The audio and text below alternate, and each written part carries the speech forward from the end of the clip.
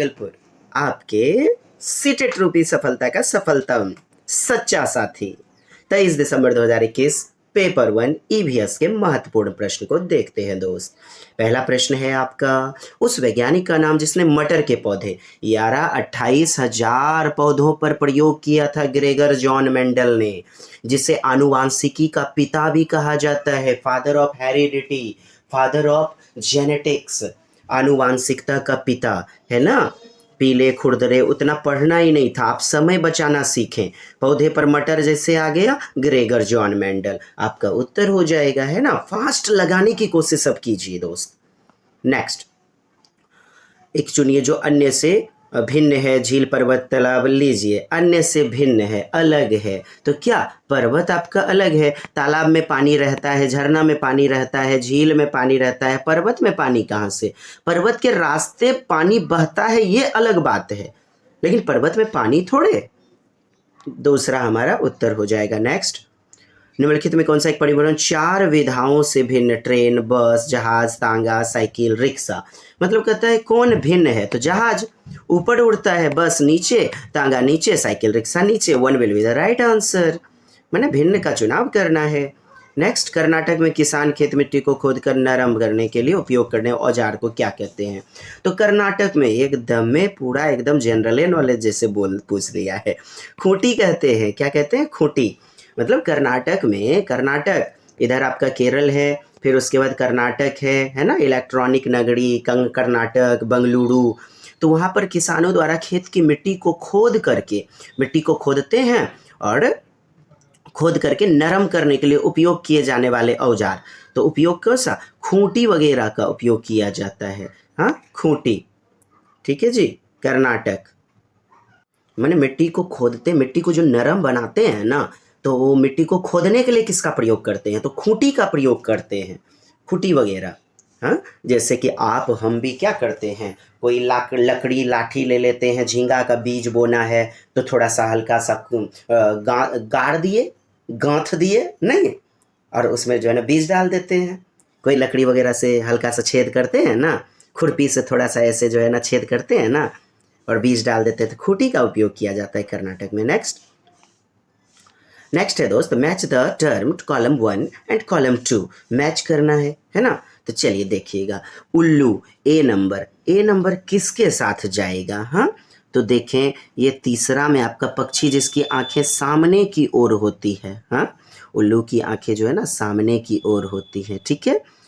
अच्छा, रेशम कीट, रेशम का जो कीट होता है वो क्या अपनी मादा को कई किलोमीटर गंध दूर से पहचान लेती है, तो बी का आपका 4 जाएगा कि नहीं दोस्त, जाएगा ना 4 नंबर।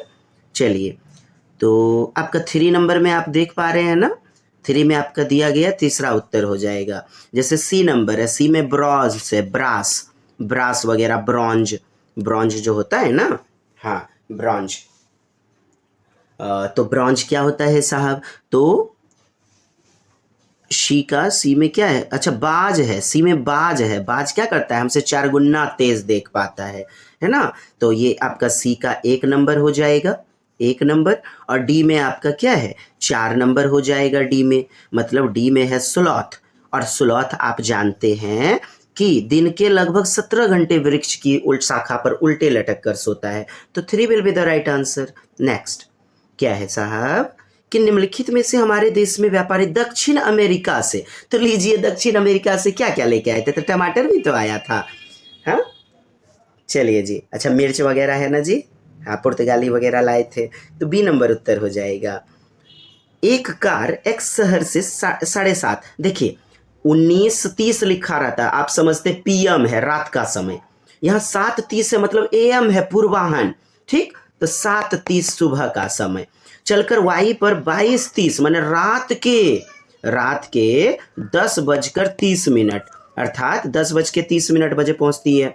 यदि दोनों शहरों के बीच की दूरी इतना है तो आप समय निकालिए ना दोस्त, 10:30 और इधर 7:30, देखिए 7:30 से लेकर के 12 बजे तक कितना होगा, 7:30, 8:30, 9:30, 10:30, 11:30, लगभग जो है 5 घंटे हो जाते हैं, तो 5 घंटा इधर और 10:30 इधर, तो 10 5 15 घंटा 30 मिनट आपका टाइम लिया, 15 घंटा 30 मिनट टाइम, और 540 है किलोमीटर, तो औसत चाल स्पीड क्या होगा? तो स्पीड बराबर यानी चाल बराबर दूरी बटा समय, दूरी बटा समय। तो दूरी आपका 540 दिया गया है ना। और इधर 15 घंटे से 15 घंटे होगा, हाँ जी, ये 30 मिनट थोड़े होगा, 7:30 से लेकर के 10:30 बजे रात तक, तो 15 घंटा हुआ। ये क्या है ना, ये 15 घंटा हुआ। तो 15 घंटे से आप इसे भाग दीजिए, है ना दोस्त। तो 15 घंटे से भाग दीजिएगा तो कितना आएगा? 36 आएगा। तो 36 किलोमीटर प्रति घंटा, लेकिन यहाँ मीटर प्रति सेकंड में है ना, है मतलब 36 किलोमीटर प्रति घंटा आ गया आपका। तो 36 किलोमीटर बड़े यूनिट को छोटे यूनिट में बदलना है, बड़े यूनिट को छोटे यूनिट में बदलना है। तो छोटे यूनिट से आप इसको गुना कर दीजिए 5/18 से। किससे? 5/18 से गुना कर दीजिए इसको 5/18, 5/18। अब गुना कीजिए तो अब देखिए कितना आ जाएगा, 10 मीटर प्रति सेकेंड। और चौथा नंबर आपका उत्तर हो जाएगा 10 मीटर प्रति सेकेंड। बनाइए ना, देखिए ना मैंने क्या लिखा हुआ है स्क्रीन पर। स्क्रीन को रोक करके कृपया थोड़ा सा देखिए, ऐसे प्रश्न 1 से 2 आने ही हैं। चलिए 4 नंबर उत्तर हो जाएगा दोस्त। नेक्स्ट, मधुमक्खी के बारे में बोला जा रहा है, तो लीजिए हमारा उत्तर हो जाएगा 2 नंबर, है ना। ये क्या हो जाएगा? 2 नंबर, ये बी नंबर, यानी कि ए, बी और डी आपका सही है। सी गलत है जी।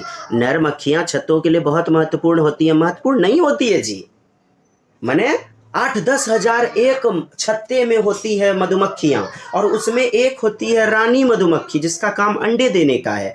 हाँ, रानी नर, ये मादा मधुमक्खी जो होती है, और लगभग 150-200 के करीब मेल होती है मधुमक्खियां।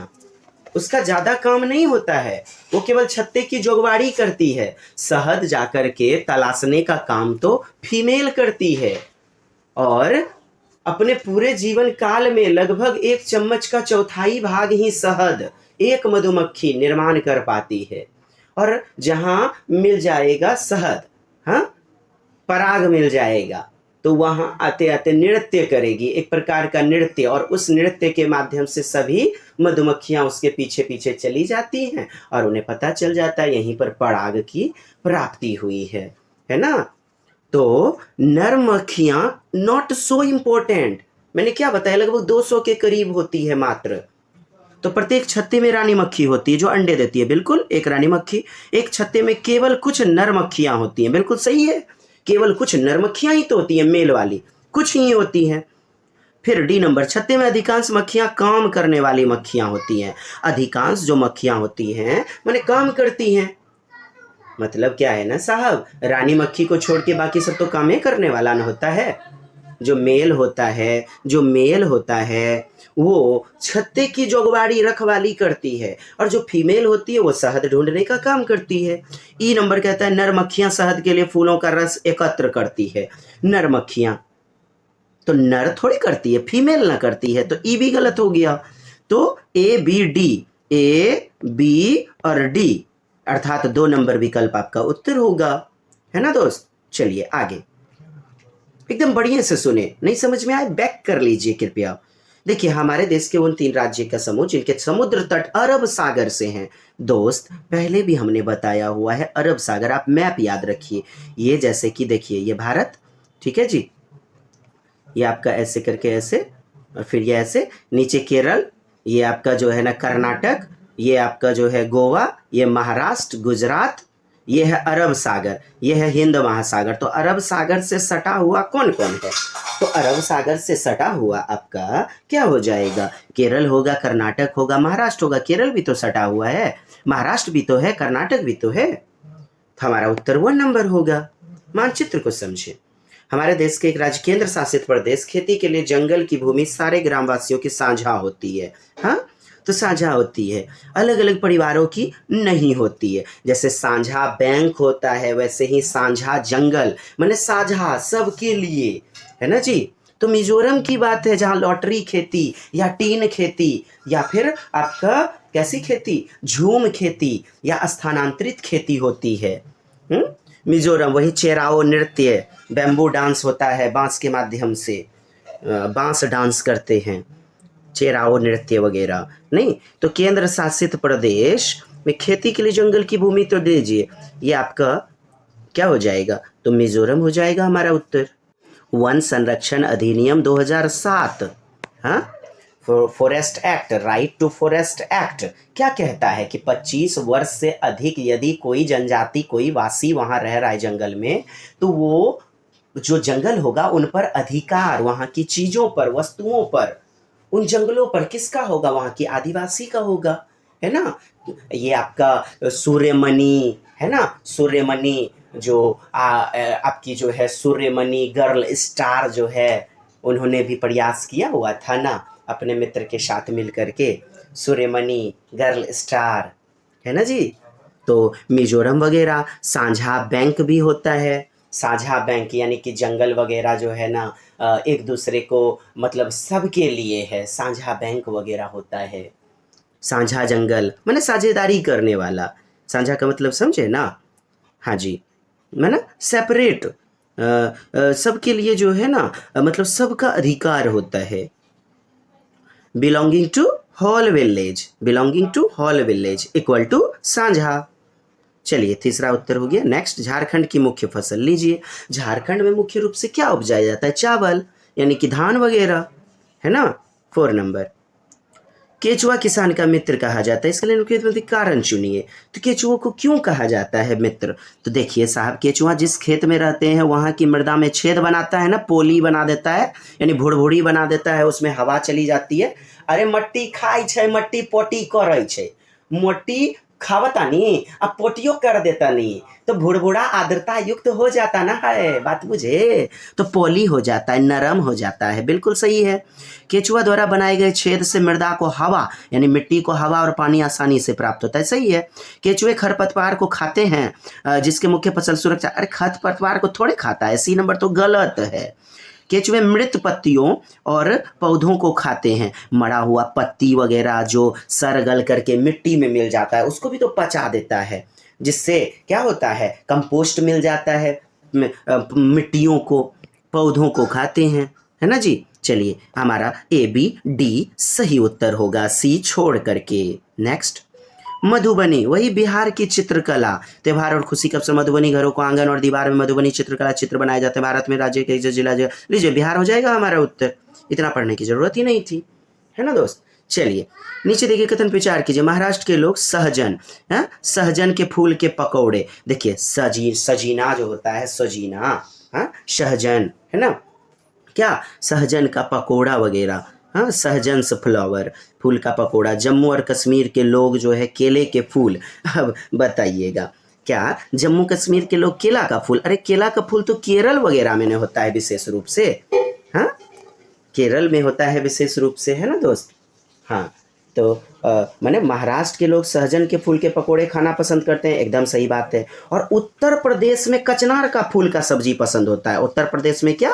कचनार के फूल की सब्जी पसंद की जाती है। और केरल में केला का फूल, एकदम याद रखिए। जैसे लिट्टी चोखा बिहार में फेमस है ना, हाँ ढोकला, ये आपका जो है ना चटनी, लेमन राइस, ये सब कहाँ? गुजरात सब में। तो यही तो प्रश्न है और 4 नंबर आपका उत्तर हो जाएगा, है ना। ए और सी केवल सही है।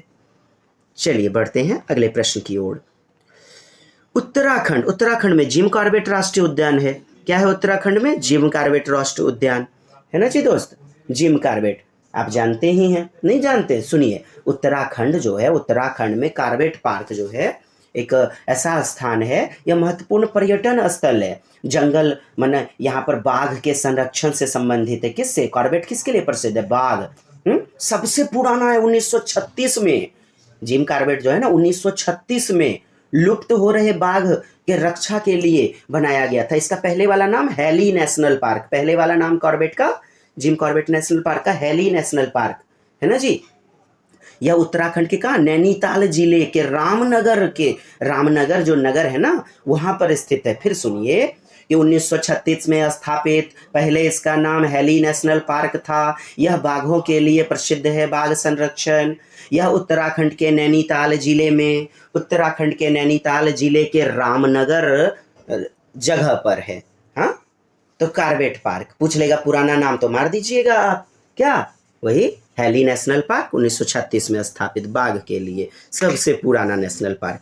चलिए नेक्स्ट नेक्स्ट की अच्छा और बात समझिएगा, यहाँ पर क्या है, बक्सा पार्क। तो बक्सा पार्क पश्चिम बंगाल में, ये जो ना पश्चिम बंगाल में बक्सा पार्क, और ये दुधवा जो है ना ये यूपी में है, लखीमपुर पीलीभीत में। हाँ, पीलीभीत जो है ना लखीमपुर में, उत्तर प्रदेश में दुधवा राष्ट्रीय उद्यान वगैरह। अच्छा, ये वाल्मीकि पार्क, वाल्मीकि कहाँ है, बिहार में है ना जी, बिहार में है। ये सब जो है ना बाघ संरक्षण के लिए, बाघ संरक्षण के लिए फेमस है, समझे साहब। हाँ जी, फिर सुनिए, बक्सा कहाँ, पश्चिम बंगाल, और दुधवा कहाँ, यूपी में लखीमपुर पीलीभीत में, और वाल्मीकि बिहार के लिए फेमस है, बिहार में। नेक्स्ट, ईवीएस पढ़ाने के लिए निम्नलिखित कौन सा उद्देश्य शिक्षा के सतत व्यापक विकास में, यानी कि सतत बच्चों का क्या हो, कंटिन्यूअस इवोल्यूशन, कंटिन्यूअस रूप से विकास हो सके।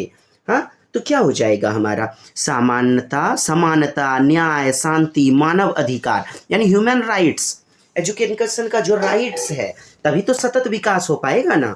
मर्यादा के सम्मान विषय में समालोचना करना, यानी कि सबके लिए समान है ना, सबके लिए जस्टिस, इक्वालिटी, एक नंबर उत्तर होगा। तकनीक माने कि इलेक्ट्रॉनिक वगैरह, मशीन वगैरह, ऐसी बातें तो होंगी नहीं। अन्वेषण क्रियाकलाप में लगाना, अब देखिए क्रियाकलाप में लगा देना, तो आप इसको देख करके यह मत समझ लीजिए अन्वेषण यार कब करेगा बच्चा, जब समानता, समावेशी कक्षा के तहत न्याय, शांति और ह्यूमन राइट्स, मानव का अधिकार दीजिएगा। 3 नंबर नहीं लगा दीजिएगा उत्तर में, 1 नंबर बेस्ट होगा उत्तर साहब। 1 will be the right answer. Next, design संरचना गलत होगा। नेक्स्ट, प्राइमरी स्तर पर ईवीएस की थीम में आपस में अंतर संबंधित है। हाँ, क्योंकि, तो क्योंकि क्या आपका ईवीएस एकीकृत स्वरूप, इंटीग्रेटेड है। क्या है, एकीकृत, मतलब आपस में संबंधित है। आप जानते हैं ना, एकीकृत पर्यावरण अध्ययन जो शिक्षण है, ऐसी विधि होती है एकीकृत, इंटीग्रेटेड, जो विषय के बीच के अवरोध वगैरह को तोड़ने का प्रयास करती है। माने इतिहास, भूगोल, नागरिक, जीव विज्ञान, फिजिक्स, केमिस्ट्री अलग अलग चलता था, सबको एक विषय करके सामाजिक अध्ययन, और एक माध्यम से शिक्षा देते हैं। तो अन्य विषयों में अवरोध को तोड़ने का प्रयास करता है ना, ताकि विद्यार्थी के लिए अधिगम क्या हो सके, मीनिंगफुल, सार्थक हो सके। यह ज्ञान और पाठ्यक्रम का ऐसा उपागम होता है दोस्त कि एक से अधिक विषयों को सीखने की विधि और भाषा का प्रयोग एक मुख्य पाठ के अनुभव से, यानी सामाजिक अध्ययन, मेन पाठ के अधिगम अनुभव से, समस्या को मतलब जांच पड़ताल बच्चे के पूर्व अनुभव से किया जा सके, यही तो है एकीकृत।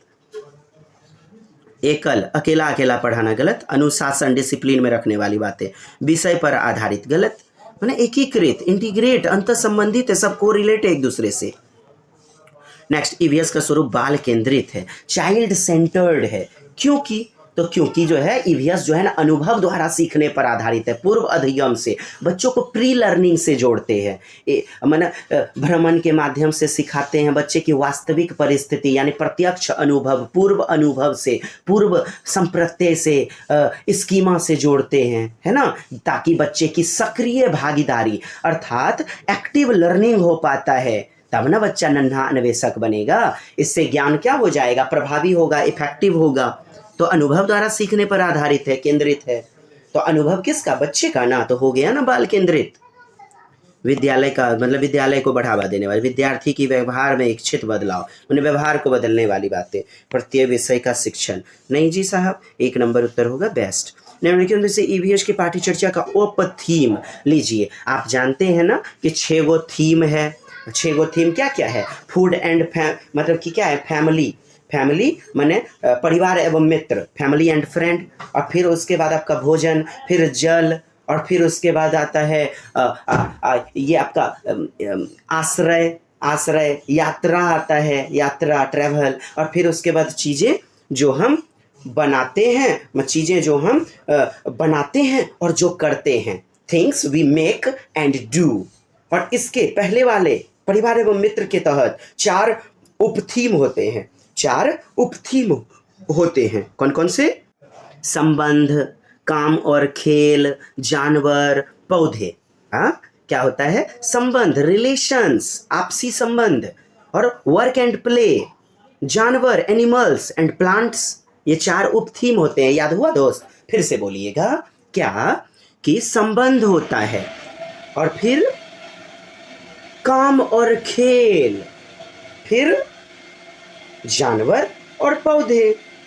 मैंने संबंध, एक परिवार में जो है चाचा फूफा मौसा मौसी चचिया सास जेठ सास नंदी फुफैया भौजैया, हाँ होता है ना जी, साली। तो ये सब चीज़ें आपके संबंध। और फिर उसके बाद बच्चे खेलते हैं, काम करते हैं, हाँ, जानवरों के माध्यम से भी, जानवर भी आपका हो गया। और फिर उसके बाद पौधे, प्लांट्स। तो यहाँ उपथीम में कौन सा हो जाएगा? तो आपका संबंध हो जाएगा। क्या हो जाएगा? संबंध। बाकी आश्रय, जल, ये सब तो आपका थीम है मेन वाला। 4 नंबर उत्तर होगा दोस्त। नेक्स्ट एनसीईआरटी ईवीएस जो है ना कि अध्याय 23 में पोचमपल्ली, क्या है? पोचमपल्ली, याद आया जी? पोचमपल्ली एक होता है कलमकारी, ये दोनों साड़ी का क्वालिटी है। तो कलमकारी जो होता है आंध्र प्रदेश से जुड़ा हुआ है और पोचमपल्ली तेलंगाना से, साड़ियों की क्वालिटी पर है। और आंध्र प्रदेश से और क्या, कर्नम मल्लेश्वरी भी है। 130 केजी तक हाईएस्ट वो वेट उठा सकती है। 29 अंतर्राष्ट्रीय मेडल जीत चुकी है। पिता हवलदार हैं। 3 और बहनें हैं, ज्वाला, लीला, हीरा और कर्नम मल्लेश्वरी खुद यानी चौथी बहन। ये सभी कबड्डी की कोच भी बनी हुई हैं और सब वेट लिफ्टिंग, भारोत्तोलन का काम करती है। कर्नम मल्लेश्वरी आंध्र प्रदेश से जो है 12 साल की ही उम्र में गुरघंटाली करना शुरू किया। कैसा? मैंने वेट लिफ्टिंग, भारोत्तोलन का। ये तैराक बनना चाहती थी। क्या? तैराक, स्विमर बनना चाहती थी, है ना दोस्त? अच्छा, तो पोचमपल्ली आपका तेलंगाना से है। तो क्यों दिया है 23 नंबर में यह अध्याय? हाँ, ताकि बच्चे रियल प्लेस पर, वास्तविक स्थान पर आधारित है। ये क्या है? जिसके कारण से तेलंगाना राज्य के पोचमपल्ली जो कस्बा है, लोग बुनकर के बारे में बनाए गए प्रसिद्ध परंपरागत साड़ियों से जुड़ सके। किससे? परंपरागत साड़ियों से जुड़ सके। यानी कि वास्तविक स्थान, अनुभव, घटना से मत जोड़ लीजिए, अनुभव से। अरे स्थान के बारे में, वहाँ के कारीगर के बारे में दिया गया है, तो रियल प्लेस से जोड़ा गया। 1 नंबर उत्तर होगा। बिल्कुल, बहुत सारे लोग सी बनाए होंगे उत्तर। हाँ, घटना वगैरह, अनुभव से, मतलब कहते हैं ना पूर्व दुनिया से जोड़िए, पूर्व अनुभव से, इसलिए ले लिए होंगे। अरे यारा, अनुभव से जोड़ने वाली बात, स्थान के बारे में चैप्टर पढ़िए ना, हमने भी फैक्ट्स पढ़ाया हुआ है ना जी। 1 नंबर उत्तर होगा। नेक्स्ट देखिए दोस्त, कहता है निम्नलिखित में कौन सा क्रियाकलाप या क्रियाविधि जो है सुझाव हमारे भोजन का उत्पादन कौन करता है? थीम, हाँ, थीम क्या? खाद्य के प्रश्नों को संबोधित करने के लिए उपयुक्त है। तो कौन सा उपयुक्त होगा? तो देखिए, किसानों के वृत्तांतों को साझा करना, यानी किसानों की जो जिंदगी है उसको साझा करना, बच्चों के साथ शेयर करना, बिल्कुल सही है, 1 नंबर। बी, किसी खेत में जाना एवं अवलोकन करना, माने क्षेत्र भ्रमण, अवलोकन, ऑब्जर्वेशन, बिल्कुल बी नंबर भी सही है। तब ना बच्चे को मूर्त जानकारी यानी परिवेश से जोड़ करके जानकारी मिलेगी। अंकुरन के लिए अनुकूल परिस्थिति के लिए प्रयोग करना, अंकुरन के लिए माने जो परिस्थितियां हैं, माने कैसे होता है जर्मिनेशन, यह भी बातें दिया गया। सी भी सही है, आपके चैप्टर में दिया गया है। किसानों की कहानी एवं उनकी जुबानी, हाँ, दिया है ना 5वीं कक्षा में यह चैप्टर। कुछ डबल रोटी के बारे में वर्णन कहाँ है? ABC उत्तर होगा। डी नंबर नहीं होगा। 1 will be the right answer. Next, EVS यानी कि एनवायरमेंटल स्टडीज को प्रामाणिक एवं अर्थपूर्ण बनाने के लिए, माने मीनिंगफुल बनाने के लिए क्या करना है साहब?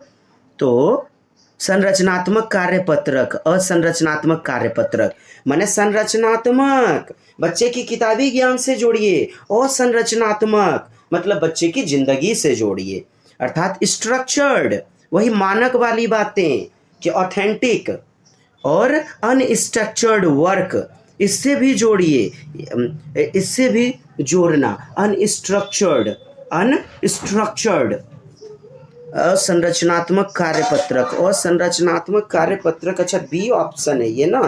तो संरचनात्मक यानी कि जिसमें गुणवत्ता पूर्ण हो। बी नंबर नहीं होगा आपका उत्तर, बिल्कुल नहीं होगा। क्यों? प्रामाणिक ना बोल रहा है दोस्त, यहाँ तो कह दिया ऑथेंटिक, तो ऑथेंटिक आप संरचनात्मक लीजिएगा ना। भ्रमण के लिए औपचारिक निर्देश, यस, भ्रमण के माध्यम से बच्चे की मूर्त दुनिया यानी ज्ञात दुनिया अनुभव से जोड़ते हैं, बिल्कुल सी भी हमारा हो जाएगा। बी नंबर नहीं होगा। डी नंबर छात्रों के समूह एवं उनके नेता का गठन करना, यानी सामूहिक गतिविधि, कोलैबोरेटिव लर्निंग करवाइए। ए सी डी आपका उत्तर हो जाएगा। नेता बनाना, नेता बनाने का क्या मतलब है? बच्चे जिम्मेदारी को समझ सके, बच्चे में आएगा सामाजिक गुण, एक दूसरे की मदद करेगा बच्चा, है ना। 83 देखिएगा दोस्त, 83 नंबर। हाँ चलिए जी दोस्त, 83 नंबर कहता है एनसीईआरटी की कक्षा 5वीं पाठ्यपुस्तक के अध्ययन में मेंडल, ग्रेगर जॉन मेंडल है ना, आनुवंशिकी का पिता जिसे कहा जाता है, फादर ऑफ जेनेटिक्स, मटर के दानों पर प्रयोग किया हुआ है ना। तो क्या होता है, जैसा जैसा पिता होता है, माने कि जैसा बीज वैसा ही अगला बीज, माने कि लाइक फादर लाइक सन, जैसा बेटा वैसा, जैसा बाप वैसा बेटा। तो यही तो आनुवंशिकता का लक्षण होता है ना। तो आप देखिए कि कहता है आनुवंशिकता के सिद्धांत को प्रस्तुत करना, कि अध्ययन में मेंडल की कहानी का उद्देश्य क्या है, कि आप जो है ना उसको प्रस्तुत कीजिए, बच्चे उसे प्रस्तुत कर सकें। ऐसी बातें 1 नंबर गलत। समावेशी कक्षा में सभी लोग क्या उसे प्रस्तुत कर पाएंगे? यही लक्ष्य है क्या इस चैप्टर को देने का? नहीं। हमारी व्यक्तिगत पहचान किस प्रकार परिवार से प्राप्त वंशानुगत, यानी कि माता पिता से कैसे हमें प्राप्त हुआ है, बी नंबर सही है, जेनेटिक्स से। सी नंबर वैज्ञानिक प्रयोग की प्रक्रिया द्वारा विद्यार्थी को प्रेरित करना, बच्चे को नन्हा अन्वेषक बनाना, लर्निंग बाय डूइंग करना, सी नंबर भी सही है। वैज्ञानिकों के सतत परिश्रम की विशेषता को केंद्रित करना, यानी वैज्ञानिक बच्चा भी तो नन्हा अन्वेषक है ना दोस्त। तो बी सी डी 2 नंबर उत्तर। नेक्स्ट, रचनात्मक आकलन लीजिए, वही है बात, फॉर्मेटिव। तो फॉर्म होगा बच्चे का, ज्ञान का होगा निर्माण। तो कैसे होगा ज्ञान का निर्माण? तो सहपाठी आकलन, पीयर असेसमेंट, समवयस्कों के माध्यम से बच्चा जो है सीखता है। क्रम निर्धारण, रेटिंग स्केल, माने सही गलत, सही गलत, ये अच्छा ग्राहक है। पोर्टफोलियो, प्रदत्त कार्य, साहब पोर्टफोलियो तो होता है, क्या होता है कि डे बाय डे लेखा जोखा, बच्चे के क्रमिक विकास का लेखा जोखा। लेकिन रचनात्मक बच्चे में ज्ञान का निर्माण कैसे होगा? फॉर्मेटिव को फॉर्म यानी ज्ञान का निर्माण, जिसे निर्माणात्मक आकलन भी कहते हैं। तो निर्माण कैसे होगा, ज्ञान कैसे सीखता है? सबसे ज़्यादा बच्चा एक समवयस्क दूसरे बच्चे से सीखता है, दूसरे समवयस्क से सीखता है ना। और वाइगोत्स्की ने दिया भी है MKO और पीयर लर्निंग, सहयोगात्मक गतिविधि अर्थात कोलैबोरेटिव लर्निंग, समकक्षी समवयस्की प्रयास यानी पीयर। तो 1 नंबर उत्तर। नेक्स्ट आपका है, निम्न में उपकरण अवलोकन की तकनीक पर आधारित है। तो अवलोकन, विजुअलाइज करना, ऑब्जर्वेशन करने पर आधारित है। तो ऑब्जर्वेशन करने की तकनीक पर आधारित है। तो कौन सा जी साहब? तो हमारा हो जाएगा पोर्टफोलियो। अवलोकन करके हम फाइल वगैरह तैयार करते हैं। फोलियो मतलब फाइल और पोर्ट मतलब आसानी से ढोने वाला, है ना। 4 नंबर हो जाएगा। क्या होता है पोर्टफोलियो? पोर्टफोलियो मतलब शैक्षिक उपलब्धि, सीखने की जो प्रगति है उसका मूल्यांकन करते हैं। परियोजना रिपोर्ट, असाइनमेंट रिपोर्ट, शिक्षार्थी का जो भी नमूना है ना। और रेटिंग स्केल क्या होता है? बच्चे की योग्यता, उपलब्धि, इसको जांच करके लेवल दे देते हैं कि लेवल दे दिया हमने, ये सही है, ये गलत है, इसको A++ आया, इसको A+ आया, इसको B ग्रेड आया, B ग्रेड। ये रेटिंग स्केल है, मैंने निर्धारण मापनी होता है। सहपाठी आकलन अभी आया था ना, तो मतलब समूह में बच्चे कार्य करते हैं, बेस्ट ढंग से सीखते हैं। चलिए, पोर्टफोलियो आपने समझ लिया ना क्या होता है पोर्टफोलियो? तो शैक्षिक उपलब्धि जो होती है, सीखने की प्रगति वगैरह, उसका मूल्यांकन करते हैं। परियोजना रिपोर्ट का मूल्यांकन करते हैं, असाइनमेंट का, खेल कूद की गतिविधि का, हर चीज का ना। तो शैक्षिक रिपोर्ट वगैरह आप समझे, पोर्टफोलियो 4 नंबर उत्तर। नेक्स्ट, विद्यार्थी किस प्रकार ईवीएस में सीख रहे हैं, किस प्रकार सीख रहे हैं, इसका आकलन करने के लिए सूचक का उपयोग, हाँ, किस प्रकार से सीख रहे हैं। तो किस प्रकार से सीख रहे हैं, इसके लिए विचार विमर्श कीजिए, डिस्कशन, बच्चे को चर्चा में शामिल कीजिए। हाँ, तो विचार में माने एक दूसरे से अंतःक्रिया होगा, विचार में होगा कि नहीं होगा। प्रत्याहन, रिकॉल, वही रट्टा मार, फिर से माने याद करने वाली बातें फिर से विस्मृति करना, याद करना, रिमेंबर, स्टेट माने कि व्यक्त करना, स्पष्ट करना। 1 नंबर विचार विमर्श यानी कि बच्चे को चर्चा में शामिल करना। ये पर्यावरण शिक्षक के लिए आसान है, तो मास्टर जी के लिए क्या आसान है वो? हाँ, तो क्या हो जाएगा हमारा 1 नंबर। विद्यार्थियों को सूचना देना, विद्यार्थी के विचारों को महत्व देना, विद्यार्थी को सीखने का अवसर प्रदान करना, व्यस्त रखना। माने क्या है ना, इजी फॉर ए टीचर, माने सबसे हल्का क्या में लेक्चर दे देना, बच्चे को इन्फॉर्मेशन, सूचना देना, ये सब पॉजिटिव रूप में हो जाएगा। और फिर शिक्षक के लिए सबसे आसान, शिक्षक के तौर पर पूछा जा रहा है तो सबसे आसान 1 नंबर होगा हमारा उत्तर। हाँ जी। और चुनौतीपूर्ण कार्य क्या है? विचारों को महत्व देना, सम्मान देना, अपने खाली बक बक बक बक मत करते रह जाना, व्यक्तिगत विभिन्नता को सम्मान देना, अच्छा सीखने के बच्चे को अपॉर्चुनिटी प्रदान करना, ये सब चैलेंजिंग टाइप का होता है। लेकिन सूचना दे देना, मैंने इन्फॉर्मेशन दे दी, हमारे लेक्चर दिए जा रहे हैं, ये सबसे ईजी होता है ना। बच्चों को व्यस्त कैसे रखिएगा? होमवर्क देके, और इसमें भी जटिलता थोड़ी होती है, चुनौती होती है, चैलेंजिंग टाइप का होता है। 1 नंबर आपका सबसे ईजी उत्तर हो जाएगा जी।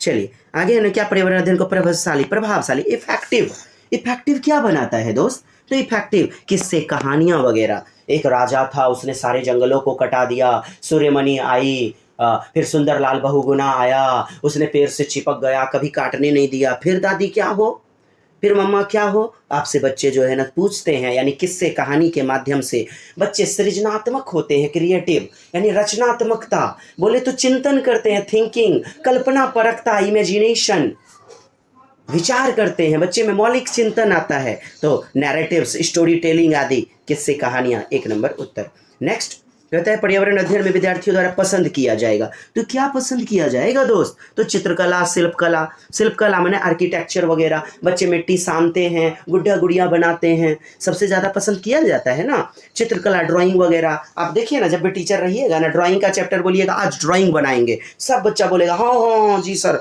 बहुत अच्छा बहुत अच्छा। एकल कार्य, सामूहिक कार्य करवाइए, बच्चों को बेहतरीन ढंग से सीखेंगे। गृह कार्य, होमवर्क वगैरह देना, ये सब चीज़ें जो है ना सृजनात्मकता को ज़्यादा बढ़ावा नहीं देंगे। पाठ का स्पष्ट सारांश, मैंने सारांश छोटा सा जो है ना समरी वगैरह दे दिया। चित्रकला सबसे इफेक्टिव होगा, जो सभी बच्चे पसंद करेंगे, 1 नंबर उत्तर। नेक्स्ट, पर्यावरण कक्षा में विद्यार्थियों को अवसर मिलता है। क्या मिलता है? अवसर मिलता है। तो अवसर मिलता है साहब, और आपका उत्तर प्रश्न पूछना।